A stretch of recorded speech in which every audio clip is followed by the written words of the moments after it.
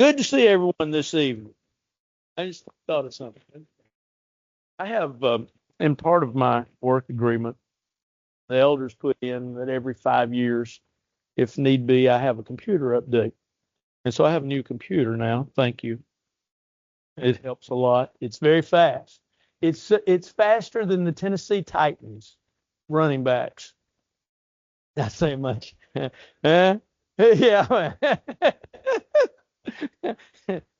But it is nice, and I appreciate it, and it does help the work a lot. Although, this week I was save something, and it did a little faster than the old one, and I had to go back and change a bunch of stuff because I had saved it in the wrong thing. It was my fault, but it was faster than I was, so that was part of the problem. Anyway, but my wife, you always take advantage of your loved ones.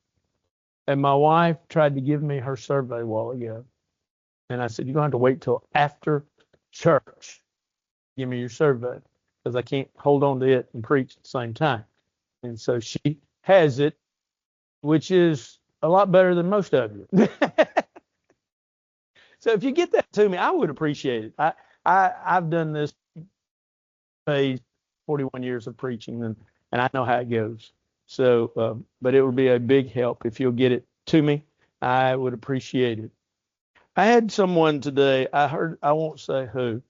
I thought about it for a long time, and they said, and I'm not going to call any names, nor I'm going to even try to. I'm going to look all around.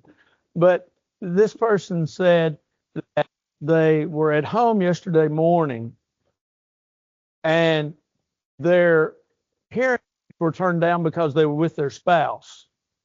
And then yesterday afternoon, they went out with their grandchild, one of their grandchildren, and they turned their hearing up because they wanted to hear what their grandchild had to say, which I don't know maybe is an indication of what they didn't want to hear at home. Did I tell that story right, Pat? I'm sorry, I wasn't going to say names.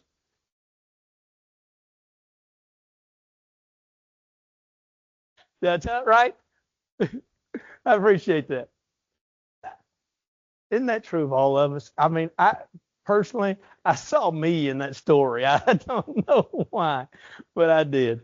But anyway, we are talking about Sarah. We're talking about, do you have the faith of? And we're talking about folks that are mentioned in Hebrews chapter 11 that have faith, and what that text says about them and what that really means for us, and asking ourselves the question, do we have the faith of Sarah? And we talked last week about Abraham, and strangely enough, for a lot of folks, that they just kind of skip over verses 11 and 12 and don't realize Sarah is in there. But Sarah reminds us of a picture of children that were just walking around in the yard, in the meadows, and I thought this picture was cute, so I got this picture. But nevertheless, they were just walking around, and they were singing the song. Instead of trust and obey, they were singing trust and okay. Well, what a wonderful thought, because the reality, yeah, amen, it's true, isn't it? Trust and okay, everything's all right. Life teaches us lessons, doesn't it? Life is lessons that are taught constantly. And we are constantly learning those life lessons. And if not, we sometimes repeat those things and we go through those difficult times because we haven't learned our lesson. Sarah learns a great lesson. Sarah learns a great life lesson. And she is a beautiful lady as far as ladies go in the Bible. And yet we often question her faith. And we'll look at that as we discuss this lesson. But she is a lady that we know of from the standpoint of, as we introduced her last week, from the standpoint of Abraham's wife. And it's interesting, and it is kind of in the middle of the story, but it's interesting that her name changes. Her name, first of all, is Sarai, or it's actually pronounced Hebrew Sarai. It means it has the idea, and it really means contentious. And God changes her name to Sarah, which means princess. So maybe she was a contentious princess. I don't know.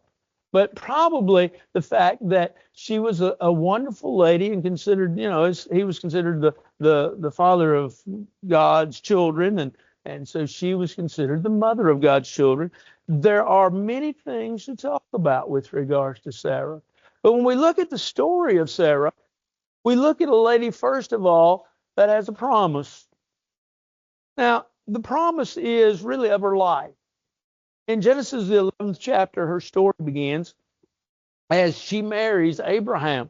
And her father-in-law decides to up and move her to a land, and the land is a land really that is far away. Now, she's going to end up in several different places. But she moves with Abraham. She picks up, leaves her family, leaves her loved ones, and she moves. And as she moves with Abraham, and they actually move through several cities. She is beginning to grow old. And in her age, she does not have a child. And that's considered a problem. In biblical times, when a woman did not have a child, it was considered that there was something wrong with her, because having a child was considered to be a blessing from God. And so with her not having a child, she was considered one that hadn't been blessed by God. So the problem comes, because you see, God has promised through Abraham's seed all the nations of the earth be blessed, and that his descendants would be as numerous as the sand. That's found in Genesis 12. She's getting old. She doesn't have children. She's 90 years of age. And yet she has a second promise by God. Promise of children. She's questioning. She's questioning God. Matter of fact, you go back to the book of Genesis, you find out that Sarah comes up with a plan. And that plan is to take her handmaiden Hagar and give her to Abraham so that Abraham can have a child. So that it will ultimately fulfill the promise that God has made to Abraham. And so she gives Hagar to Abraham. Ishmael is born. But this is not the plan that God had.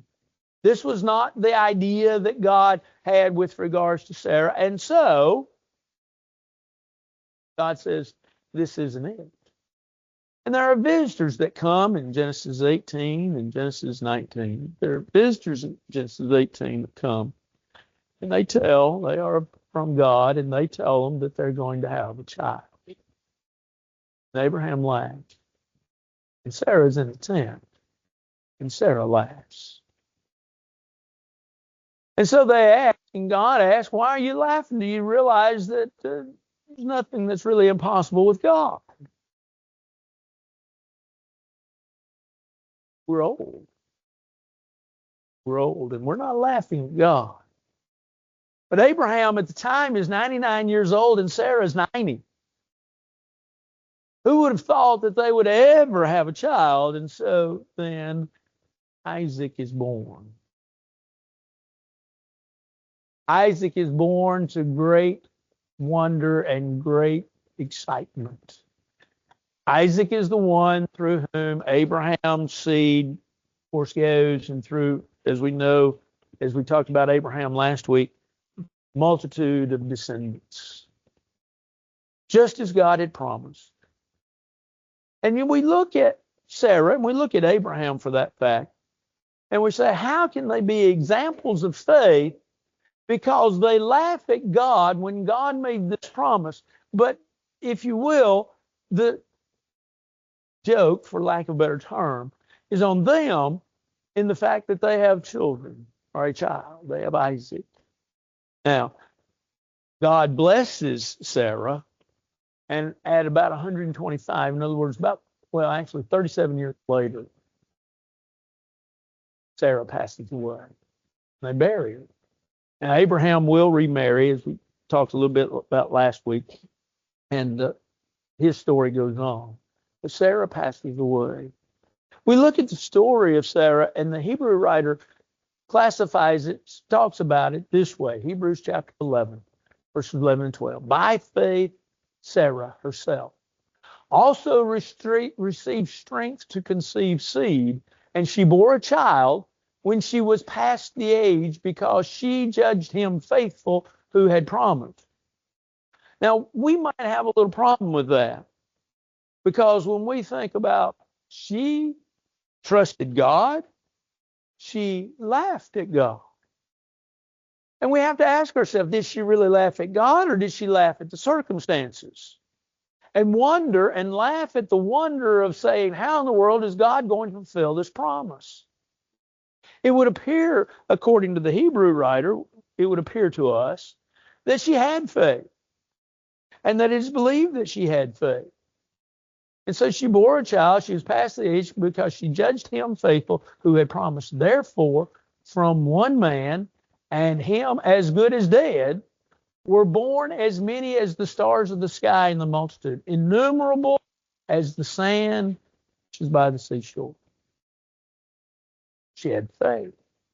That faith trusted in God. Well, wait a minute. The Bible says that she received strength in order for her to have a child. She bore the child, and he, even being considered dead from a physical standpoint, that he fathered his child. And so we ask, where did it come from? The answer is God. It's a simple answer. It's a simple answer for all of us, that God did this. But it was her faith that the Hebrew writer says, without question, led her through this journey. Now, imagine, if you will, being a lady of age, that she was at the time, 90, being told by God, you're going to have a child. This was not the first time she understood the promise. But then all of a sudden having to have this child, not a surrogate, if you will, to help her, but she actually has this child, and it fulfills the promise of God. Imagine the joy. Imagine the love. Imagine the care that she gave to this beloved child who she probably had wanted all of her life. And now she has him. And of course, we know that through him, he fulfills, through Isaac, he fulfills the promise of Genesis 12.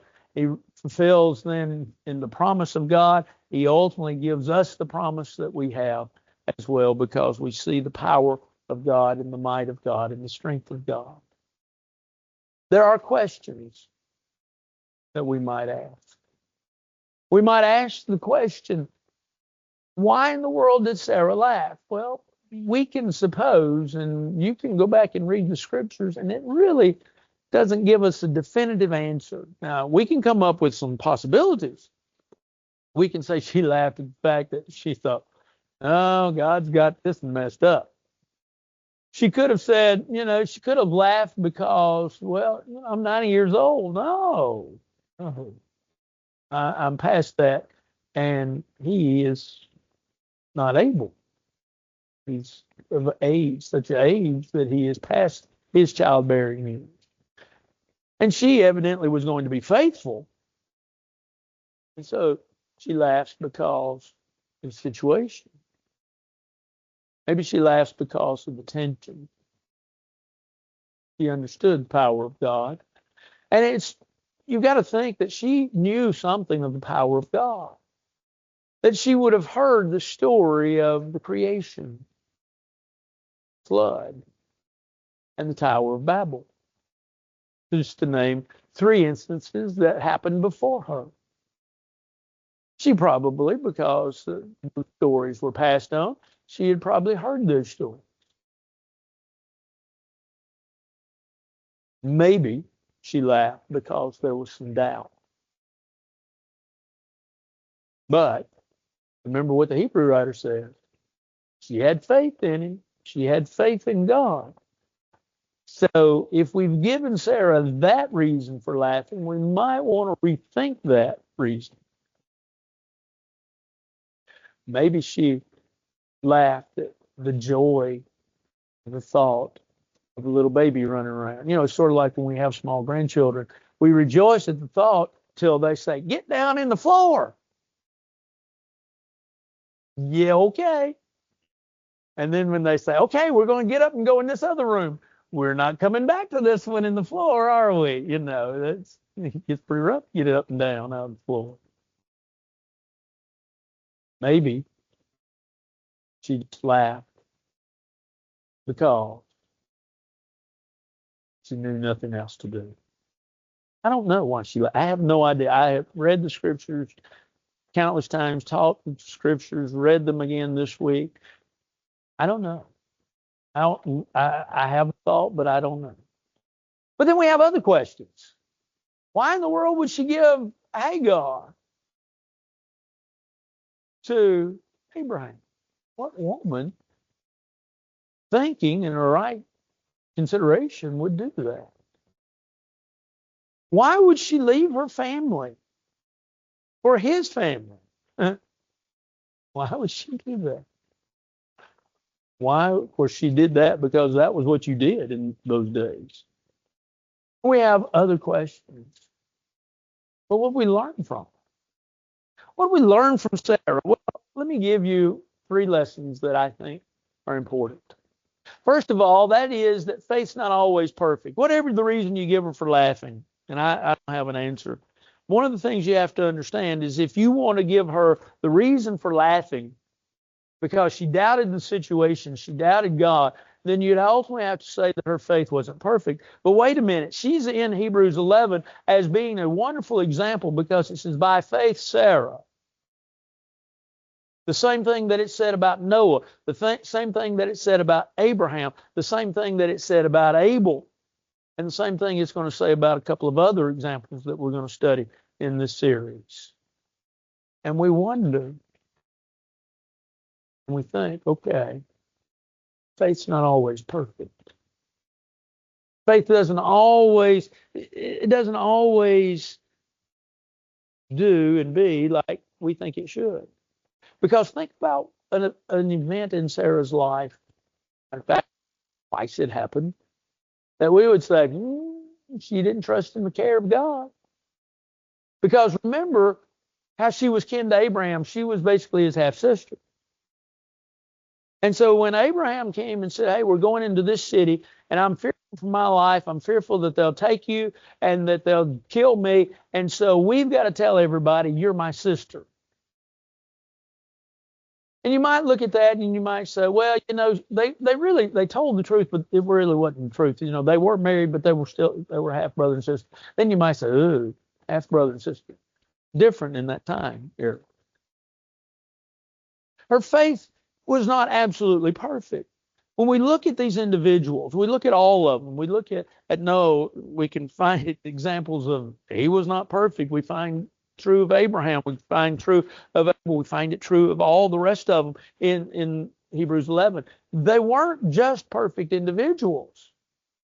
Why? Because the Bible is concluded, and we find this in Ecclesiastes 7, verse 20.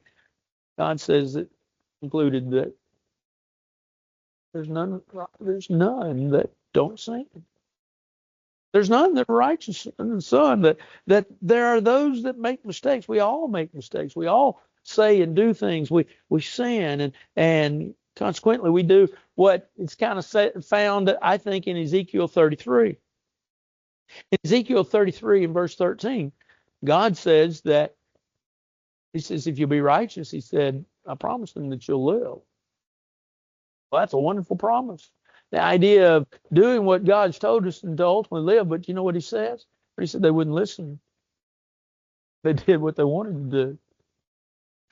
And God then pronounced judgment upon them, condemnation upon them. Why? Because they didn't listen to what God had told them to do. Faith listens to God, but faith understands that there will be times of mistakes. Blessed is the man that endures temptation. But when he was tried, he received crown of life. James reminds us of that in James 1, beginning in verse 12. He says, let every man say when he is tempted, don't let him say, I'm tempted of God. Why? Because God doesn't tempt anybody. But he says, blessed is the man that endures temptation. Now, I want you to think about something. James is writing to Christians. And James couches that discussion by saying, first of all, you're going to be tempted. Now, he doesn't say you're going to sin, but we know that that many times temptation does lead to sin. Why? We make the wrong choice and we fail. The Bible gives us examples of people that had great faith. Faith.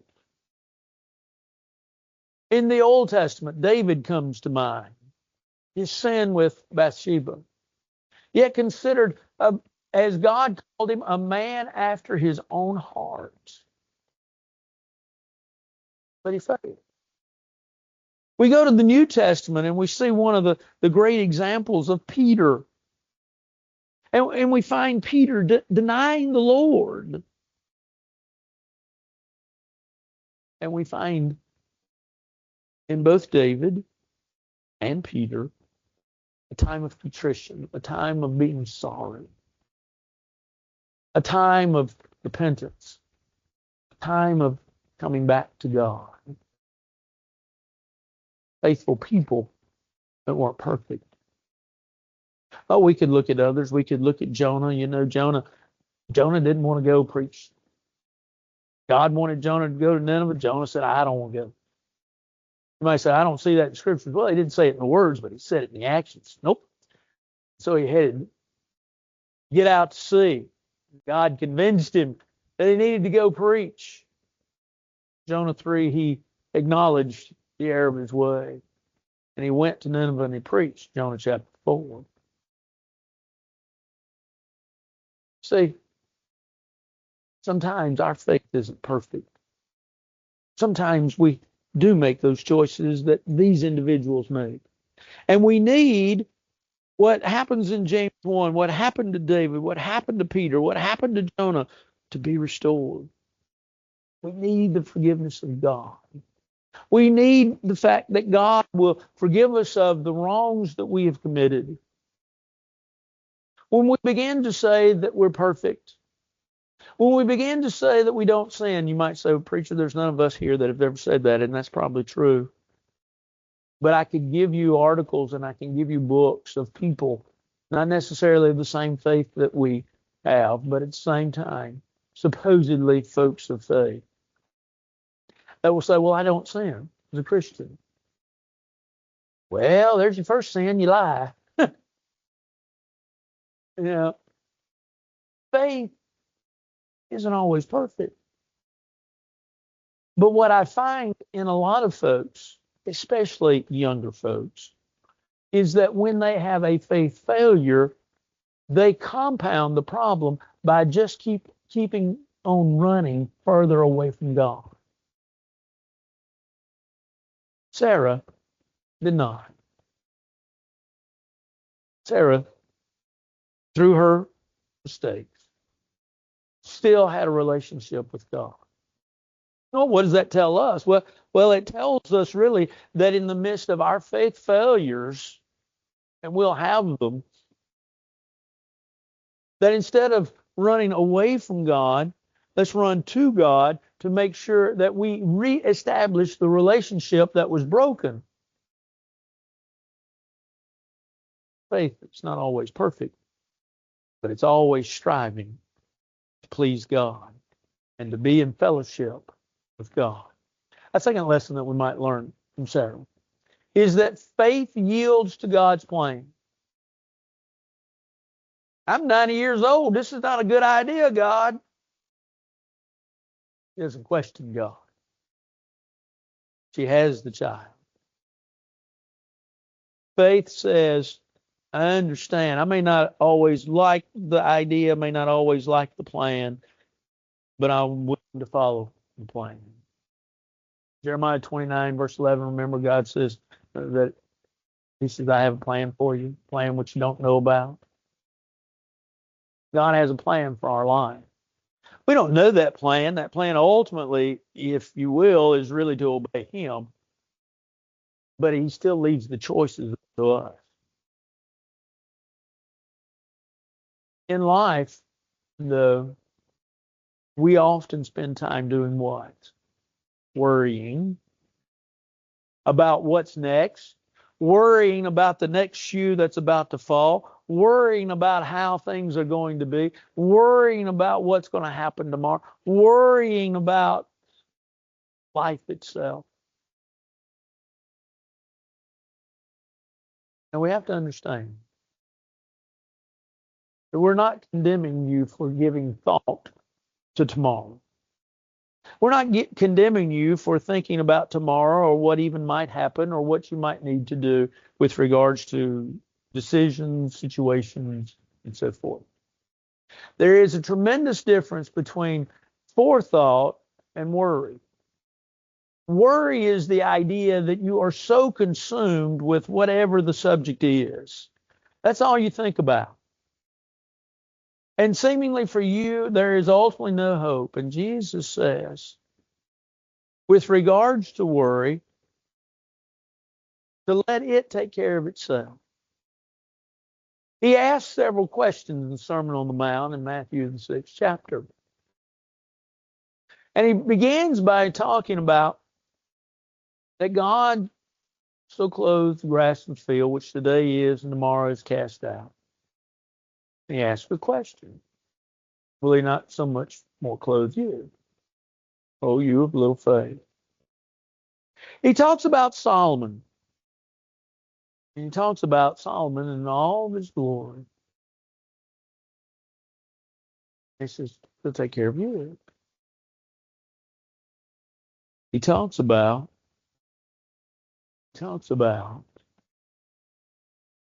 not only the grass, not only, but he talks about the birds, the air. How they neither sow nor reap nor gather into barns, and yet your heavenly Father takes care of them. Faith says, trust God, that He'll take care of them. He asked the question, which of you, by taking thought, can add 1 cubit to your statute? Not one of them. Worry doesn't accomplish anything. Worry is the proverbial rocking chair that has motion but never goes anywhere. Worry is that which consumes you. I had a lady, this has been 38 years ago, somewhere in that neighborhood. She called me up one day. She said, Brother Paul, I need to talk. Okay. So I went and talked to her. She said, I'll just be honest with you as we got to talking. I'm a worry wart. And in talking to her, she pretty much was. She said, I worry about everything. Worry about my children. Worry about this. Worry about that. And she said, if I don't have anything to worry about, I'll worry about the fact that I don't have anything to worry about. She really had a problem. She really did. Sweet lady. Sweet lady. But still had a problem. Had faith. But couldn't get things off of her mind. Sometimes we're like that. But understand that worry so consumes us that we begin to doubt the power of God. We doubt the fact that He is able to do exceedingly abundant above all that we think or ask, Ephesians chapter 3 and verse 20. We begin to doubt the power of prayer itself, that the effective, fervent prayer of the righteous man avails much, James 5.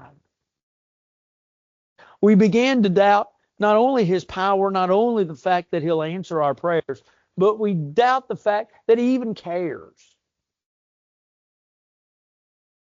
That even though He's promised that He'll be with us always,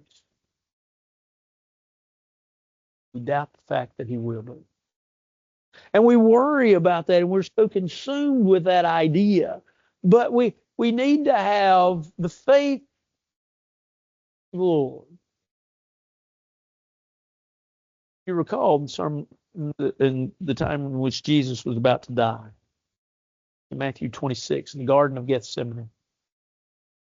His prayer included this: "Nevertheless, not my will, but yours be done." He turned over what was about to be the end of his life. He turned over those concerns to God. God, you take it. Here it is. It's at your feet. I'm leaving it to you. Whatever it is, and whatever your plan is, I'm willing to take it, and I'm willing to move forward with it. Faith yields to God's plan. May not be what we like, but we understand that God knows best. And so what that ultimately then removes is that removes our fear, it removes our worry, it removes our concern, it removes all doubt. As we simply say, God, it is in your hands. Faith, trust God's plan. Sarah also teaches us that faith overcomes doubt. If you recall, that last time when Abraham and Sarah had visitors and they laughed at the very thought that they were going to have a child, they were questioned by God. Why are you laughing? Don't you think that this is possible? For nothing is impossible with God, the text says. Same thing that Jesus said in Matthew chapter 19, verse 26, that God can do all things, that there's nothing that's too hard, nothing that's too impossible for God. We often doubt the power, the presence, the person of God. We doubt the person of God. There, you might say, well, we don't because we're at church, and I would agree with that. But there are those in the world that doubt that God exists, the person of God. There are those that doubt the presence of God, that he's really there, that he knows and that he cares and he understands, and yet the Bible, how many times talks about his very presence. Then there are those that doubt his power, that he is able to do, as we said a while ago, exceedingly abundant. And then there are those that just simply put, when they're hard pressed at difficult times, doubt that God is really able to do what he's able to do and cares enough to do what he says that he will. We have one verse, we have many actually, but one we're going to use tonight, that shows us a guarantee that he cannot nor will not back out on. Because if he does, it goes against his nature. And the verse is Titus chapter 1, verse 2. God cannot lie. Now think about that for a minute. That doesn't say he will not or does not. He cannot lie. He cannot go against his nature. He cannot go against himself. He cannot go against his will. And so he cannot lie. And if he cannot lie, and if what he said is in here and it's true, and it is, then we have an absolute 100% guarantee. You can take it to the bank. You can hold on to it. It is absolutely true. Now, let's move just a tad bit further on this discussion. Here's the great thing. Whatever God has promised, he'll fulfill. We could talk about the promises of God. Let's talk about one. Salvation of mankind. The salvation of mankind is promised by God. If we didn't believe it, let's be honest, we wouldn't be here tonight. We believe it. But let us hold fast to it. Let us cherish the fact that he, according to Hebrews chapter 7, verse 25, he is able to save to the uttermost those who come to him. I like that verse. You might say, well, preacher, it says that he's able to save to the uttermost those that come to him. By who? By Jesus. God is able to save, and God will save. And so sometimes we doubt. You might say, well, preacher, we really don't doubt God. What we doubt is not God, but is our own faith. Our own faith that we ask ourselves, are we doing what we're supposed to be doing? Have we done exactly what we're supposed to be doing? And have we done it the way that God would say to do it? Well, we covered that with Noah. And we covered it also in a Sunday morning lesson just a couple of weeks ago. We do, to the best of our ability, what God has told us to do. Yes, faith's not always perfect, and at times we'll fail. But if we'll yield to Him and to His plans, walking as best we can with Him, His grace will cover us. We just have to make sure that we're walking by His standards, His will, doing it His way. And if we will, we're promised a home in heaven with Him. So, our faith's not always perfect, but if it will yield to His plan, then we can remove all doubt. Faith. Faith is great. But do you remember in that Hebrews 11 passage there that we looked at a while ago? Do you remember what it said about talking about Abraham, his descendants? How numberless, how just the number was just more than anything you could imagine. But it all began with faith. So this evening we ask you, do you have the faith of Sarah that is willing to push forward even in the midst of a time in which it doesn't look like the outcome is going to be what you think it should be? This evening, if you have need of the Lord's invitation, won't you come? While together we stand and sing.